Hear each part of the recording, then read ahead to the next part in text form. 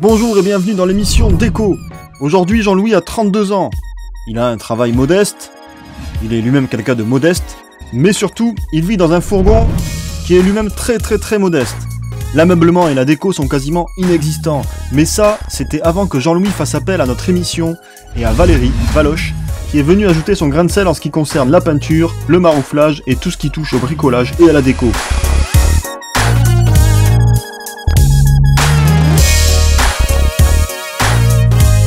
Maintenant, Jean-Louis est heureux et il nous présente son nouveau chez lui. Bienvenue dans Déco. Je suis fan de la déco de mon van. C'est pas pour me vanter, mais j'ai tout fait tout seul et honnêtement, je suis super content du résultat. C'est classe, c'est un petit peu... Ah, j'aime bien. Pas parce que, vous l'avez peut-être deviné, mais l'intro là avec Valoche et tout, c'est des conneries, hein. C'était moi. Enfin bref, je vous fais visiter quand même.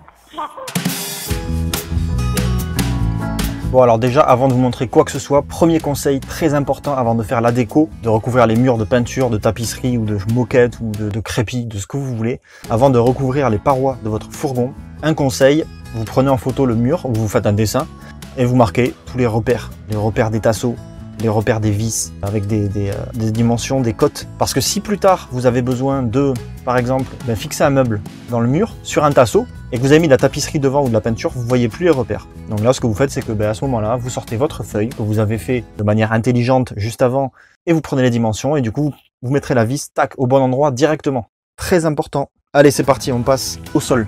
Le sol. Alors pour le sol, qu'est-ce que j'ai utilisé? Petit sol en marbre. Non, c'est du lino. C'est une chute de lino. Pour le petit conseil, vu que quand vous faites un fourgon, vous avez besoin d'une petite quantité. Alors là, en l'occurrence, c'était à peu près, je pense que c'était 3 mètres carrés de lino qu'il fallait. Dans les magasins de bricolage, quand il te reste 3 mètres carrés de lino sur un rouleau, c'est considéré comme une chute. Ils le vendent pas comme, parce que t'as aucune maison qui va acheter 3 mètres carrés de lino. Donc ils le mettent dans les chutes en fait. Et du coup, ça coûte que dalle. Ça coûte 60% de moins, un truc comme ça. Donc ça m'est revenu à une vingtaine d'euros le lino pour le sol, pour faire tout le sol. Donc c'est vraiment pas beaucoup, c'est pas cher du tout. Vous faites plusieurs magasins de bricolage, vous regardez les chutes, vous trouverez forcément quelque chose qui vous plaît à moindre coût. Alors le lino, voilà, partout sur le sol. Alors là, j'ai laissé quand même accès sous le lino. J'ai laissé accès au crochet de manutention, au cas où, on sait jamais. C'est relou. Ouais, c'est bien relou là. Et en plus, il m'en restait un petit peu plus. J'ai fait ce mur-là, qui est le coffre du paramoteur. Je voulais pas le faire en tapisserie parce que c'est un endroit où je pose la tête, où vraiment mon corps est en contact contre. Donc je voulais faire quelque chose de quand même qui résiste dans le temps. Donc j'ai utilisé la chute pour ça et pour le dessus. Si vous savez pas ce que c'est ce caisson, je vais le remontrer quand même parce que je sais que vous êtes curieux.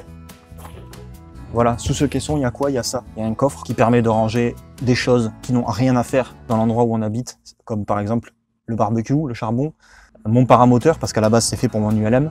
Même à l'intérieur, il y a de la tapisserie. Il y a des petites décorations. Voilà. L'avantage du lino, c'est que c'est pas cher. C'est facile à poser, c'est très facile à poser. C'est juste des découpes, quoi. C'est rigolo à poser même. Et en plus de ça, c'est assez facile à laver. C'est-à-dire que tu fous de l'eau dessus, tu passes un coup d'éponge, pas de souci, ça se lave. Alors moi j'ai pris du crème, du couleur crème, couleur blanc. Alors évidemment ça se salit plus facilement. Mais il faut savoir qu'au début je voulais mettre de la moquette. Mettre de la moquette dans un van, c'est pas forcément une idée très intelligente. Vous comprendrez pourquoi. Hein. Puis au bout d'un an que j'ai vécu en van, je me suis dit ouais Félix, t'as eu raison de pas mettre de la moquette. Il faudrait un aspirateur quoi dans le van.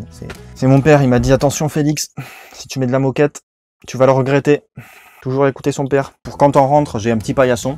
C'est ce qu'on met normalement dans les voitures, dans les coffres. Ouais, c'est une sorte de moquette très fine là.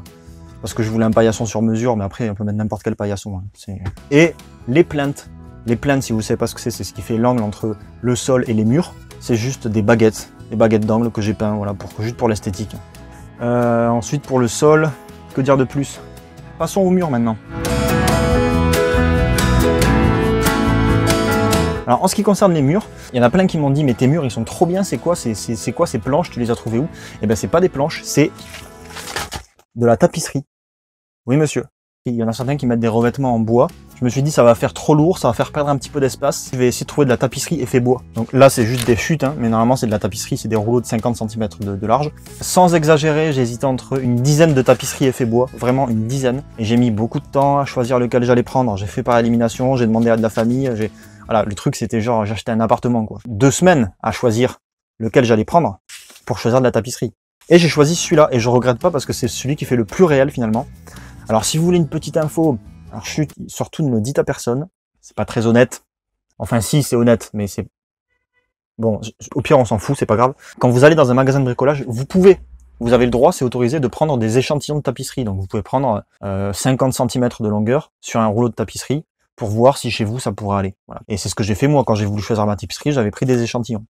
Et une fois que j'ai terminé et que j'ai choisi ma tapisserie, vu que j'ai pas besoin d'acheter un rouleau entier parce que c'est pour faire que ce mur-là, en fait j'ai fait toute ma tapisserie, toute la tapisserie de mon van, je l'ai fait avec que des échantillons. Donc j'ai acheté aucun rouleau de tapisserie en fait. Je sais c'est pas bien, mais voilà, c'est pas grave, c'est pas très grave. Alors, évidemment, si vous avez un bus de 60 mètres carrés, le faites pas avec des échantillons. Si vous avez 2 mètres carrés de mur à faire, faites-le avec des échantillons, ça sera plus économique que d'acheter un rouleau à 30 € et d'en utiliser que un tiers, même pas. Mais ne le dites pas, ça reste entre nous. C'est le chat qui vole, vous êtes cerné, ne bougez plus. Vous avez abusé des échantillons de tapisserie, ça ne se fait pas. C'est pas cool. Ensuite, en ce qui concerne les murs, voilà, là il y a le petit rideau, j'en ai parlé aussi dans la vidéo de l'isolation, c'est des rideaux thermiques, ils laissent pas passer la chaleur. Là au niveau de la fenêtre, un film solaire que j'ai rajouté pour pas qu'on puisse voir de l'extérieur. Je pense que ça c'est obligatoire dans tous les vannes, si on veut garder un petit peu d'intimité. La crotte d'oiseau là, alors c'est pareil, ça fait partie de la déco, ça c'est pour le côté nature un petit peu. Pour la tapisserie de la cuisine, j'ai choisi une autre tapisserie que celle en bois, je voulais que ça fasse un peu plus cuisine, un peu plus côté salle de bain. Donc voilà, tapisserie en mode carrelage. Je trouvais ça joli, en mode croisillon, noir et blanc. Je trouvais que c'était joli, que ça allait avec le côté un petit peu sobre, un petit peu moderne du van. Ça fait 50 cm sur 1 mètre, donc franchement, acheter un rouleau qui fait 15 mètres ou 10 mètres, ça fait un peu mal. Si vous voulez plus d'infos sur tout ce qui concerne, voilà, parce que là, sur les murs, évidemment, il y a la zone électricité avec l'interrupteur, il y a les zones d'aération. Parce que là, vous vous dites, ah ouais, le mec fait la déco et tout. Mais non, il y a des vidéos avant qui expliquent ce que j'ai fait avant. C'est-à-dire que j'ai fait l'isolation, j'ai fait l'électricité, j'ai expliqué le coin cuisine, j'ai expliqué comment je prends ma douche, j'ai tout expliqué. Tout ça, c'est dans d'autres vidéos. Le système de mon lit aussi, parce qu'il y a beaucoup de monde qui était choqué par ce lit. Je sais pas pourquoi. Bref, du coup, en parlant du lit, je dois quand même le déplier pour vous montrer les rangements que j'ai fait derrière.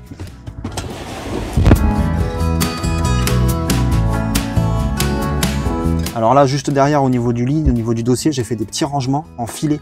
J'ai fait des petits casiers dans le mur pour ranger mes livres, des objets, plein de trucs. Donc j'ai fait des petits casiers d'environ 5-10 cm de profondeur. Et j'ai fait des filets. Alors ça, je les ai fait à la main parce que j'ai pas réussi à trouver des filets découpables sur mesure déjà faits en fait. Du coup, j'ai tout fait à la main. J'ai acheté du filet, des élastiques et j'ai tout fait à la main. C'était galère, mais galère. Je pense que c'était une des pires choses à faire dans le van, c'était ça. Passer l'élastique dans le filet comme ça. Les agrafer, faire que ça tienne. Ah, c'était chiant. Ouais. Et ben je suis content parce que ça tient bien. Toujours dans la finition, je voulais rajouter des petites baguettes d'angle. Je voulais les faire blancs pour rappeler un petit peu le sol et le plafond. Donc là, il y a des rangements à ce niveau-là, mais il y a aussi des rangements sous le lit parce que voilà, autant en profiter. Si je lève le dossier du lit, tac, et ben là, il y a plein de rangements. Donc là, ici, il y a tous les rangements des affaires que j'utilise peu souvent. Parce que si je dois lever le dossier à chaque fois, c'est pas forcément pratique. Donc il y a un duvet, il y a des chaussures, il y a vraiment le matériel que j'utilise rarement, mais il est là, il est stocké là. Donc je sais qu'il est là. Je vais replier le lit, ce sera plus simple pour continuer la visite.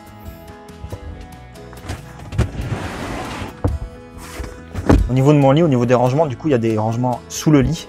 Mais juste devant ces rangements, il y a des petites caisses qui sont accessibles facilement. J'ai pris des caisses. Ah oui, j'ai pris des caisses, oui, quand j'étais plus jeune. C'est pas le sujet. Et dans ces petites caisses, je mets voilà, mes habits, ma bouffe. De toute façon, tout ça, je l'ai présenté dans la vidéo du lit. Voilà, en ce qui concerne les rangements, du coup, il y a les filets sous le lit. Des filets, il y a aussi derrière l'évier pour ranger les sacs poubelles, pour ranger les éponges, pour ranger plein de trucs.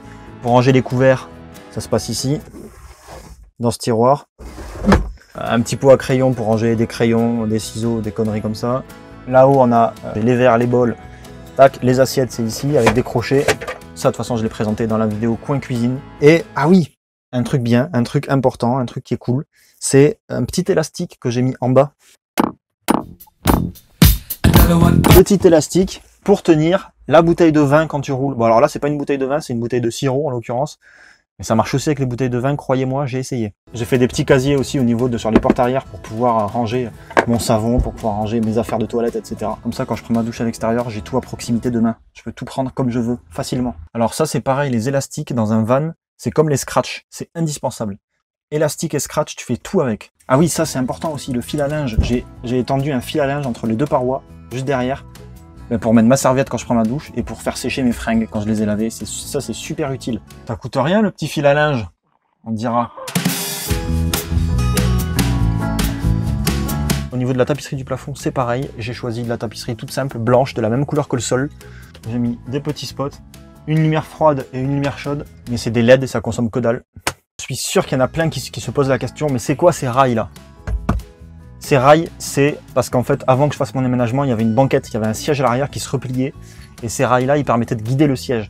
J'ai réussi à dégager le siège, le problème c'est que les rails, ils sont vraiment, ils sont rivetés, c'était assez difficile à enlever, et je me suis dit, finalement, ça peut servir quand tu veux accrocher des fringues avec un cintre, ou quand tu veux accrocher ton hamac, vraiment ultra solide. Donc je les ai gardés, c'est pas super beau, mais ça passe. Pour relier les murs au plafond, j'ai mis des baguettes blanches tout le long.